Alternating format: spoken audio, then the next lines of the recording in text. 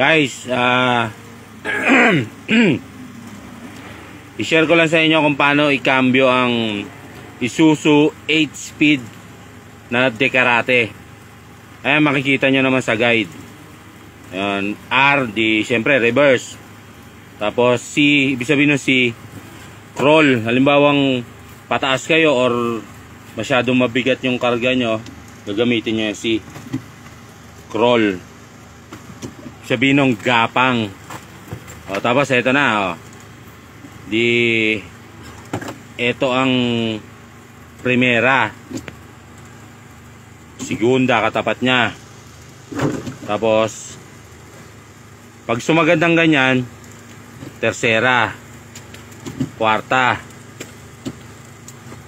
Tapos para makapunta tayo dun sa 5, 6, 7, 8, kaya nga siya tinawag na Dekarate. Yon, may tutunog siya pag kinarating ganon. Tapos mararamdaman nyo, dito na yung sagad nya. Yun na yung 5 nya. Tapos 6. Tapos 7, 8 gear. Tapos magbabawas tayo ng gear, kakaratiin uli natin siya, pabalik naman. Ayan, o di eto na yung primera nya, segunda, tercera, kwarta. Ayan, o, tapos ang reverse nya naman, yun, sagad na sagad, tapos tulak. Ayan, kung naririnig nyo, nag backhorn na siya.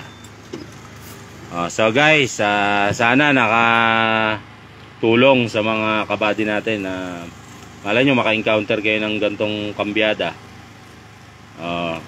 Guys, let's ride safe and let's keep on trucking.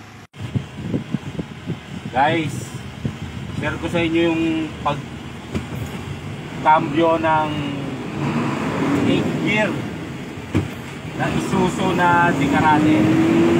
Ayan, ito, tercera, kwarta. Para makapunta ka sa quinta, yun, kakaratihin. And then quinta na yun, sixta,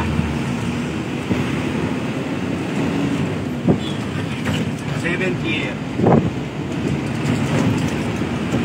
8th gear. Para naman makabalik ka sa 1, 2, 3, 4. Siyempre neutral mo, tapos kakaratiin mo naman siya ng pakaliwa. So yun guys, sana makatulong sa mga kabady natin na makaka-encounter na mga gantong klaseng cambio. So guys, let's ride safe and let's keep on trucking.